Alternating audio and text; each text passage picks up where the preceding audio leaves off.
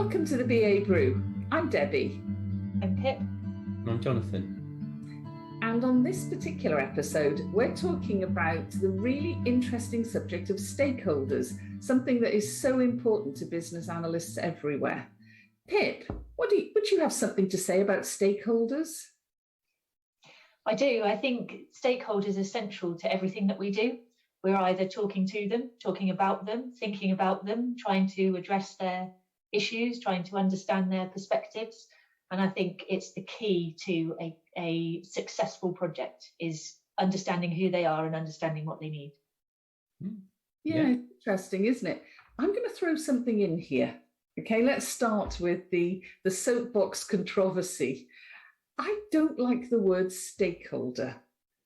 And the reason is because I think it categorizes everybody, and we sometimes stop thinking that each individual is a person with personal ideas, life context, etc., etc. So I have a real problem with the word stakeholder.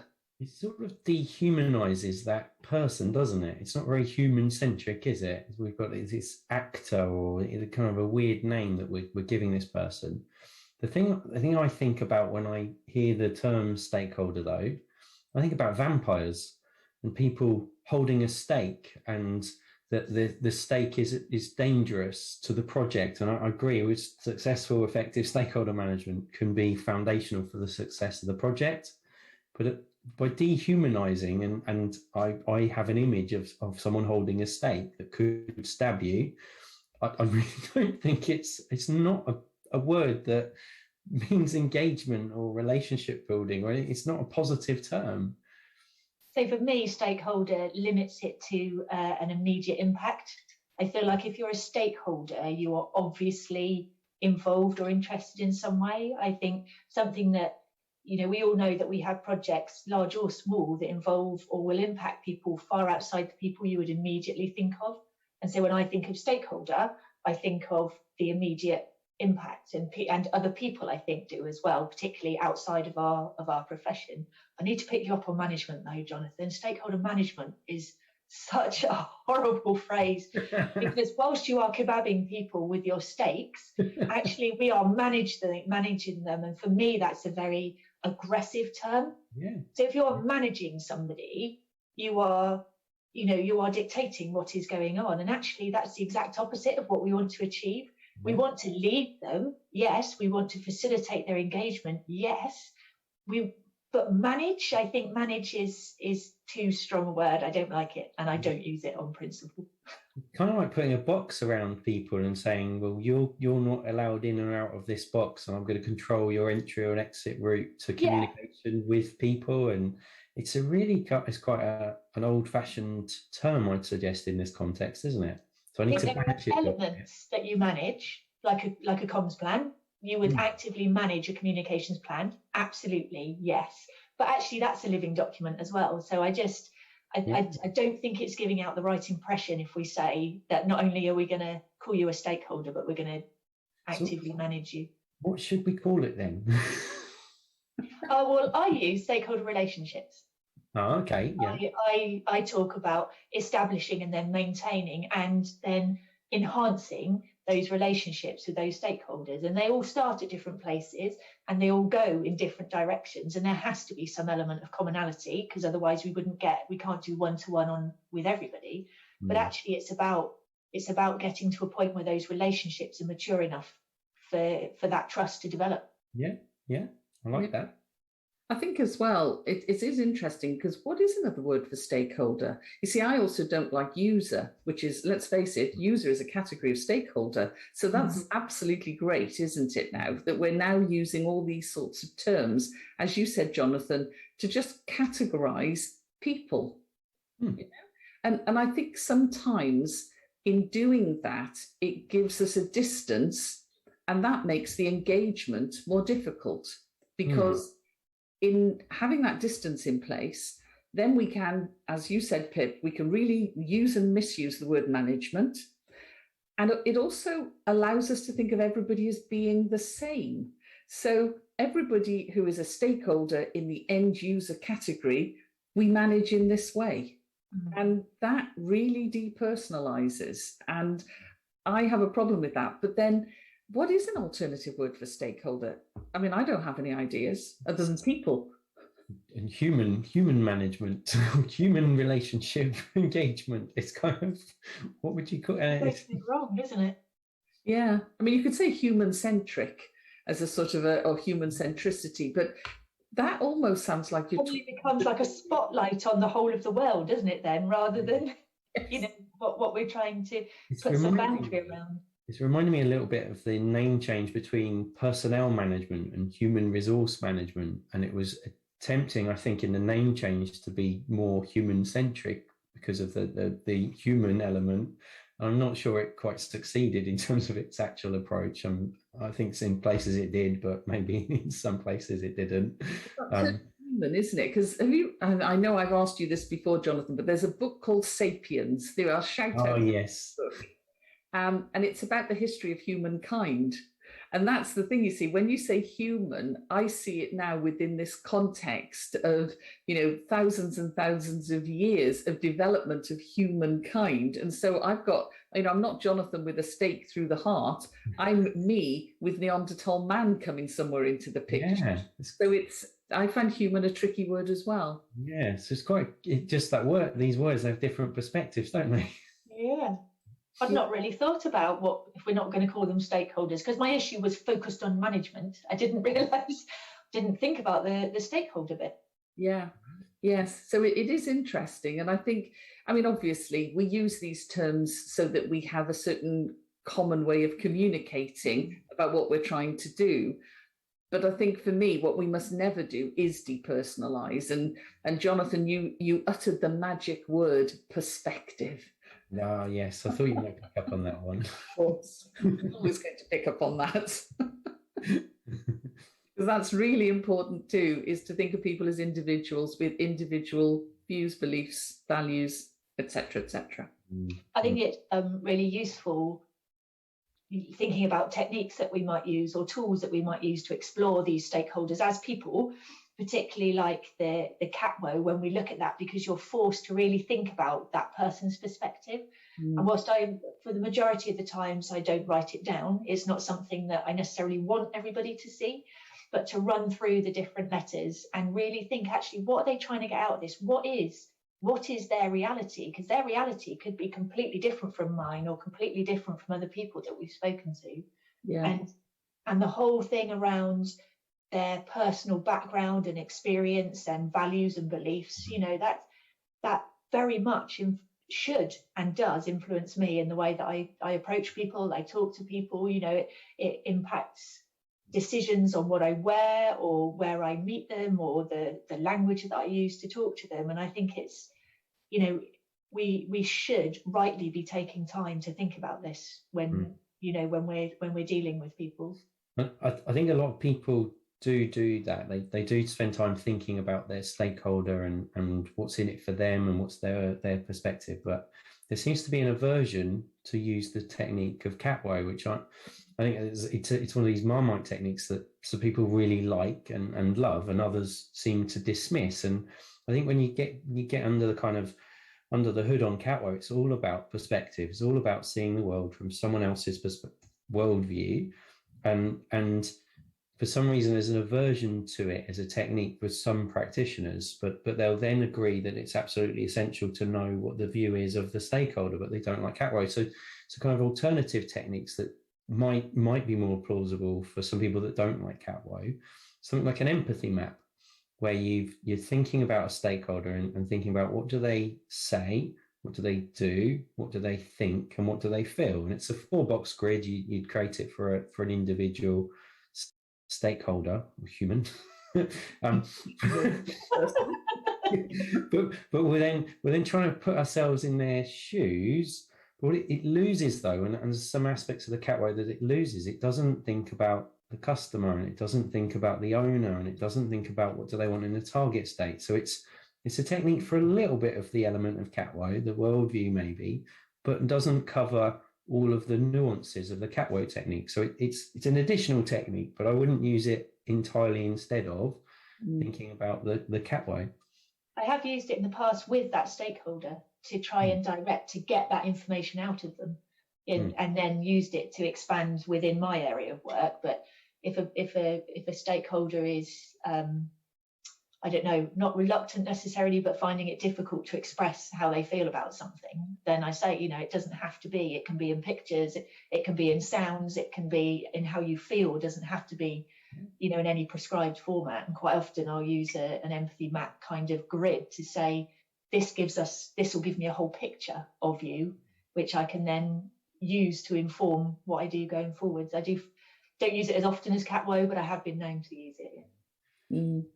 It is interesting because I really think worldview analysis is something that has come to the fore more and more over the last 10, 15 years. And a lot of people now talk about worldviews. I was listening to a podcast the other day, an interview with a celebrity or something, and they talked about the worldview that they had on a particular situation. And I thought, business analysis is winning, basically. I'm not sure Peter Checkland, who devised soft systems methodology, would agree it was just business analysis that was winning, but it's my take. But the thing I love about that technique is I always think, who is this person's customer? I always think that. Yeah. A number of times the answer is themselves. And that's really powerful, isn't it? That's really powerful. And they often identify other traits or other stakeholders in a light that I hadn't previously seen them, which is really useful. Yeah, no, it really is. And that's standing in people's shoes and understanding where they're coming from and therefore what they're perceiving. There's something so powerful about that, because that can really help you work with and engage with people who you might term, and here's another one, difficult stakeholders. Do you know what I mean? And actually, sometimes when you stand in people's shoes and you look at the world through their eyes, that looks a bit different. And I think it's right to empathise with the difficult stakeholder and absolutely see their worldview. But there are some that you can empathise to an extent, but they're just not very nice as individuals.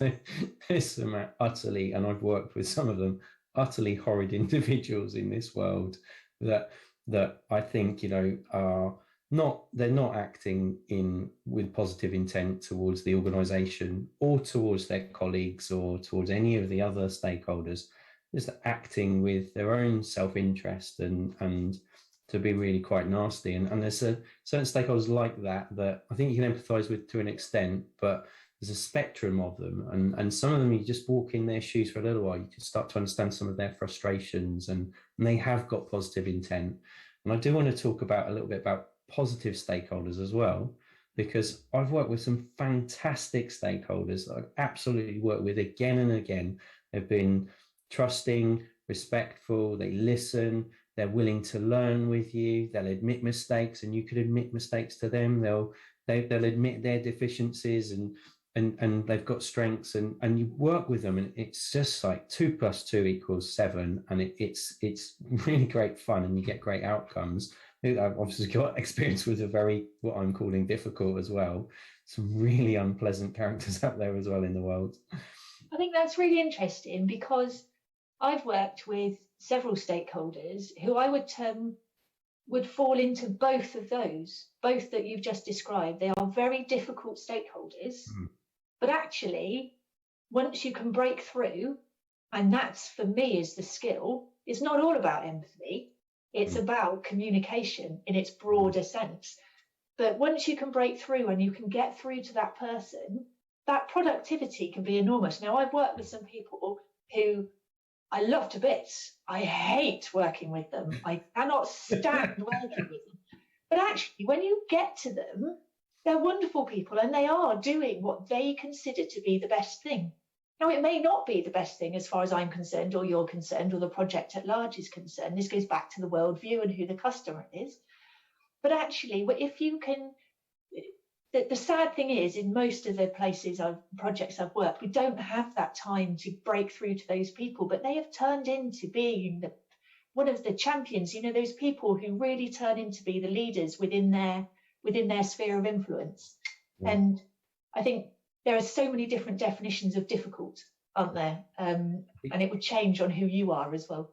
Just to pick up on a point there, Pip, you mentioned time, and you've got to invest time in the relationship. Mm-hmm. And it's if you don't invest the time, you don't get the richness of the relationship. You don't get the communication, as you say, that you get kind of a level of communication, but not the depth of communication that you maybe do need in order to progress things forward and to move things forward in a positive way. It's interesting.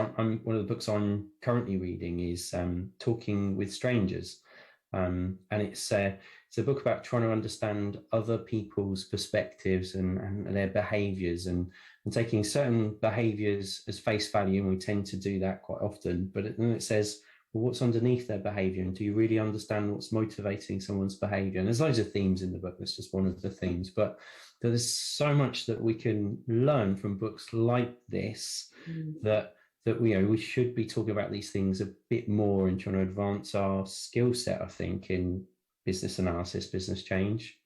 Yeah, I think that's exactly right, because when we're talking here, I must admit my head is thinking, you know, sometimes people are difficult stakeholders within a context, and that can be an organizational culture that is underlying that, you know, and it can be that maybe they're really worried about the outcome and how it's going to affect them because they're worried they could lose their job or the role that they're in or something like that, which again comes back to empathy then, doesn't it? And so all these things sort of tie together, I think, and the more tools and techniques we can gain for thinking about these things. You know, I agree with you, Pip. You know, CATWOE, I don't think I've written those letters forever, actually. In my head, though, it's constantly. And, you know, another model that I really like is the Thomas-Kilmann conflict positions model, because I use that in situations to ask myself, what's the perspective and where is this person standing with regard to actually dealing with an issue? And some people are really nervous about dealing with issues, and so they sort of ignore or run away. That doesn't always help. Sometimes it's okay, but a lot of the time the issue's still standing there and still has to be resolved. And again, that's not a technique where I draw a matrix and start plotting people. I just make it something I can use to think. And I think that's why we need to read books like Jonathan's talking about and understand these techniques. Someone in that avoid position on the Thomas-Kilmann conflict mode that won't have the conversation that maybe is a challenging conversation, but having the conversation about the different perspectives might move things forward.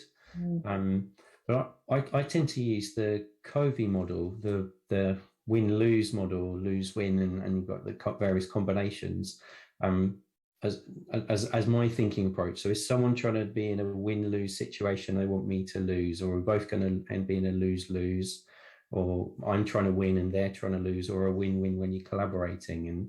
And so I use that as a mental model to think about engagement with someone else. But we've all got to use our own kind of mental models, I suppose, in terms of how it is that we work our way through these complex, because they are complex, some of these relationships, aren't they? How do we make sense of them? Yeah. So sometimes it's useful to mention when you are engaging, not necessarily that these are models that we have in our heads and that we use, but to use some of those phrases, say, actually, what is your ideal? What is your ideal outcome?